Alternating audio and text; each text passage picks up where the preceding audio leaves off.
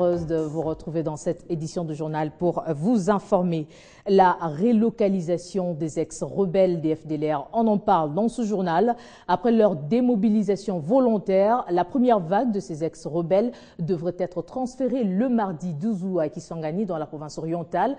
Mais cela n'a pas eu lieu. Certains médias nationaux et internationaux évoquent le refus des FDLR de se rendre dans ce site de transit. Et pour en savoir un peu plus, nous sommes en ligne avec le porte-parole du gouvernement congolais, Lambert Mende. Monsieur le ministre, la première vague des ex-rebelles FDLR devrait être transférée mardi à Kisangani pour une relocalisation temporaire. Et pourquoi ne sont-ils pas partis? Où se trouve le blocage?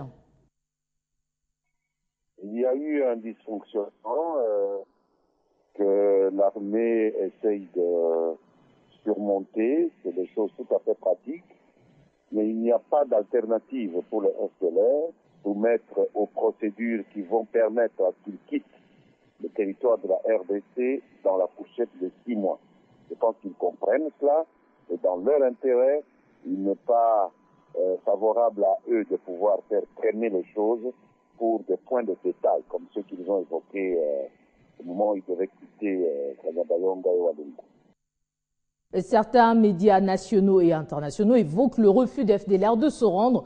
Quel est le point de vue du gouvernement? Je pense que refus est un mot impropre parce qu'on ne les a pas consultés. On ne leur demande rien. Ils n'ont pas de conditions à émettre. Ils ne sont pas chez eux ici. Nous ne sommes pas conscients de leur volonté. Ils sont entrés ici totalement irrégulièrement. Ils ont fait des actes qui sont même des actes criminels. C'est un avantage pour eux que nous acceptions qu'ils puissent quitter notre pays de manière tout à fait volontaire. Il n'y a pas d'autre solution pour eux sinon celle d'avoir à subir la pression militaire de FARDC et des Nations Unies s'ils ne parviennent pas à réaliser eux-mêmes leur propre engagement de désarmer volontairement et de quitter volontairement notre pays. Mais Lambert Mende, est-ce que sur place à Kisangani, la Concorde s'y est déjà installée pour leur acceptation par la société civile? Ils ne sont pas les invités de la société civile. Personne n'a demandé à la société civile de gérer ce pays. C'est le gouvernement qui s'occupe de ces questions-là. La sécurité du pays est une prérogative du gouvernement. J'ai déjà eu l'occasion d'informer nos compatriotes de la société civile que c'est une opération militaire et dans aucun pays au monde on discute de ces choses-là. Donc, c'est une opération militaire qui va se dérouler. Personne n'attend l'avis de la société civile. Nous leur avons expliqué, parce qu'on est un pays démocratique, il est important que les gens sachent ce qui se passe dans leur pays, quelles sont les dispositions que leur gouvernement a prises et s'il n'est pas sujet à discussion. Merci Lambert Mende pour toutes ces précisions. Je rappelle que vous êtes porte-parole du gouvernement. Parlons toujours de la province orientale où 17 prisonniers viennent d'être libérés après l'inspection de la prison centrale de la ville de l'Ituri par le procureur de la République près le tribunal de l'Ituri, Opson Bofao. Il a pris cette décision pour le désengorgement de ce centre pénitentiaire. 17 prévenus qui sont libérés l'après-midi de ce mercredi au niveau de la prison centrale de la cité de Bunia par le procureur de la République près le tribunal des grandes instances de l'Ituri, Opson Bafo Aliachi, qui donne le pourquoi de cette libération. J'ai inspecté la prison pour savoir qui est en détention, qui doit être en détention, qui ne doit pas être en détention. Alors, après inspection, j'ai atterri en disant qu'il y a 17 personnes qui ne méritent pas d'être en détention parce que leurs détentions, parmi ces gens, les détentions sont devenues irrégulières et les autres ont commis des faits bénins. Comme vous l'avez remarqué, nous étions avec vous à la prison. Alors, on a libéré 17 personnes. De leur côté, le prévenu libéré ont manqué comment remercier le procureur pour cet acte. Il s'est de signaler que parmi ces 17 prévenus, il y a une dame. Ces prévenus ont été libérés après une inspection qu'a effectué le procureur Opson Bafo Aliachi à la prison centrale de la cité de Bunia le lundi 11 août 2014. Et cette inspection de la prison centrale est effectuée chaque fin du mois. C'est là, après Aru, Mahagi, Mungwalu, citons que cela. Rendons-nous à présent au Katanga, précisément à Kasumbalesa, où le ministère des Affaires foncières de cette province vient de lancer une opération de démolition des constructions anarchiques dans la zone neutre sur la frontière entre la République démocratique du Congo et la Zambie. L'opération de démolition des maisons construites dans la zone neutre se poursuit à Kasumbalesa. L'on peut dénombrer plus de 1000 maisons détruites depuis le début de cette opération.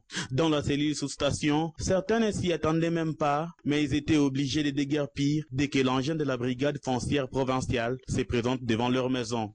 Certains s'évanouissaient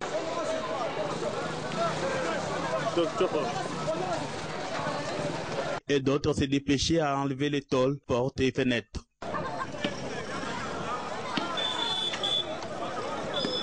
Le ministre provincial des Infrastructures et Affaires foncières s'est dit satisfait de cette opération qui évolue jusque-là sans incident. Nous avions démarré l'opération. Elle se passe très bien jusque-là et nous comptons la terminer si tout va bien demain. Les démolitions s'effectuent sur un espace de 200 mètres partant de la ligne frontalière. Certaines victimes ont brandi des documents parcellaires tels que le contrat de location, mais le ministre Dikanga a affirmé que ces documents sont sans valeur du fait que la maison se trouverait dans une zone dite interdite.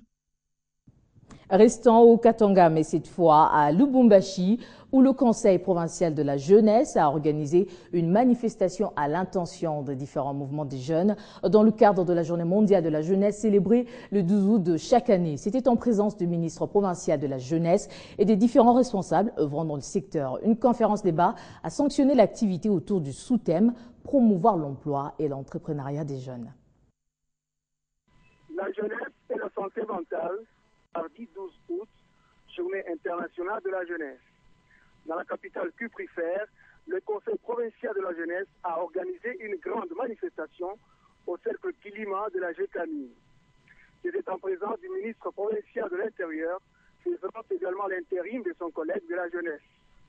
Dans son intervention, Juvenal Kitungwa Lugoma a invité la jeunesse katangaise à œuvrer pour le développement de la province. Il a par la suite salué l'avènement du comité élu des jeunes au sommet de la province. Parmi les organisations des jeunes qui ont répondu à la manifestation, on a noté les scouts et les Kiro. Par la suite, une conférence débat a été organisée autour des sous-thèmes promouvoir l'emploi et l'entrepreneuriat des jeunes. La Journée internationale de la jeunesse a été lancée le 17 décembre 1999 par l'Assemblée générale des Nations unies avec l'objectif d'encourager l'action des jeunes dans 10 domaines prioritaires. Il s'agit, entre autres, de l'éducation, la santé, l'emploi, la toxicomanie et l'environnement. Lubumbashi, Josué Muyumba, Télé 50. Et puis les jeunes vivant avec handicap attendent beaucoup du gouvernement de la République. Eh bien, ils appellent à la ratification des instruments internationaux qui les protègent et souhaitent que la langue des signes soit placée au rang des langues nationales au même titre que les autres. Ils l'ont dit lors d'une journée de réflexion, toujours à l'occasion de la célébration de la Journée mondiale de la jeunesse. L'humanité a fêté ce mardi 12 août la Journée internationale de la jeunesse et la République démocratique du Congo n'était pas en reste. Dans le lot de différentes manifestations organisées, l'on a noté celle dédiée à la jeunesse vivant avec handicap à travers une journée de réflexion. Laquelle journée organisée à l'initiative du Forum national de la jeunesse que coordonne Francine Muyumba s'est déroulée en collaboration avec l'association de personnes vivant avec handicap dans le pays, ici représentée par son président Martin Ekanda. Un choix qui s'explique du thème de la célébration jeunesse et santé. Occasion pour la coordonnatrice du Forum national de la jeunesse de prôner un travail d'ensemble au profit de tous les jeunes, mais également de la République démocratique du Congo. Une réflexion à laquelle adhère le président de l'association des personnes vivant avec handicap, qui y ajoute le souhait de la valorisation de la jeunesse vivant avec handicap. Ces jeunes qui, pour une vraie valorisation, attendent des autorités des initiatives concrètes en ce sens. Un combat qui continue, d'où cet appel à ne pas baisser les bras. Nous demandons aux amis, à toutes les personnes qui vivent avec handicap, de ne pas se décourager, de ne pas se lasser. Les combats que nous menons continuent.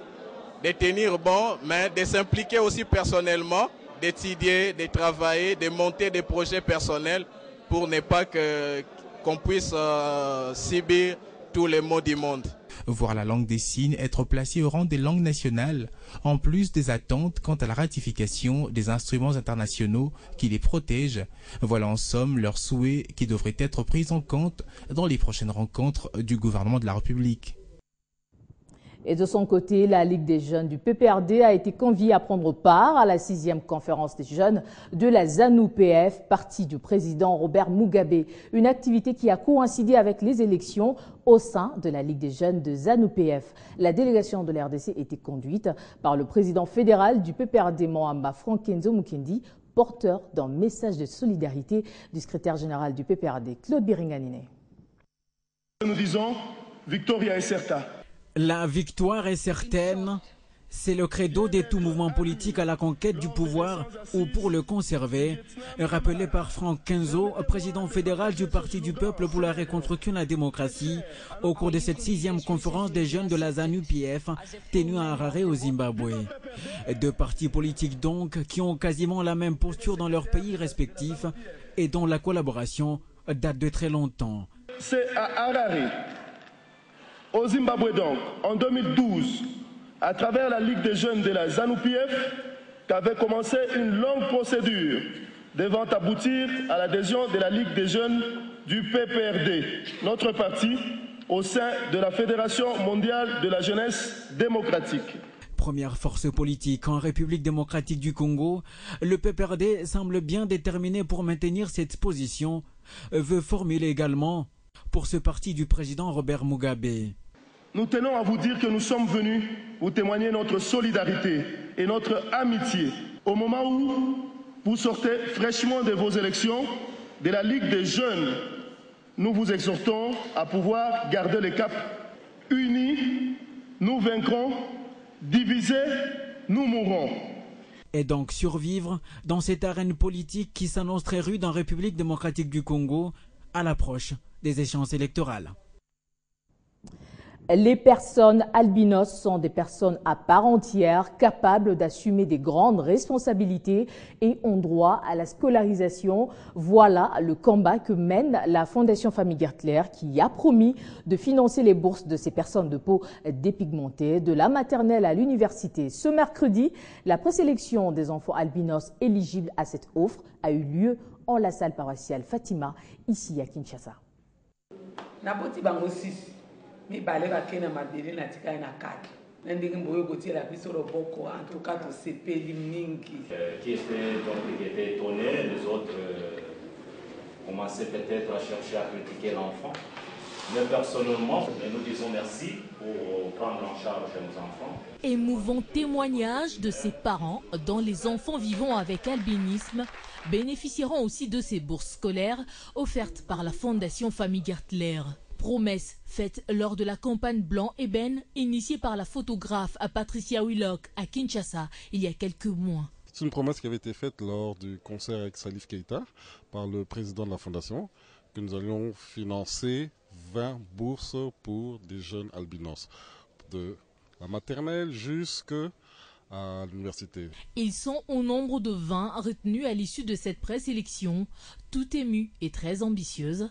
Sophie fait partie de ces heureux boursiers. Je suis vraiment très fière et je suis vraiment reconnaissante à la famille Gertler qui nous viennent en aide. Auparavant, les albinos n'étaient pas vraiment marginalisés. Après avoir étudié, nous aurons nos titres académiques et nous serons aussi là où il y a des grandes prises de décision, pourquoi pas des ministres plus tard. Mais quels ont été alors les critères de sélection? Il y en a plusieurs critères de sélection. D'abord, les enfants sont passés dans un centre ophtalmologique pour qu'ils puissent avoir des lunettes et s'occuper de leur vue. La deuxième chose, c'est qu'on voulait vraiment avoir des parents qui soient responsables par rapport à leurs enfants. Ça, c'est très important parce que donner des bourses d'études, c'est une très belle chose, mais il faut vraiment qu'il y ait une responsabilité de la part des parents. Moi, c'est quelque chose qui comptait beaucoup pour moi. Donc c'était un autre critère de sélection. Il devait faire partie de la Fondation Bimba Texas, évidemment. La remise officielle de ces bourses aura lieu à la rentrée scolaire prévue au mois de septembre, un programme qui permettra à ces personnes d'être plus utiles à la société. En santé, parlons lutte contre le virus Ebola. Après l'expérimentation par les États-Unis,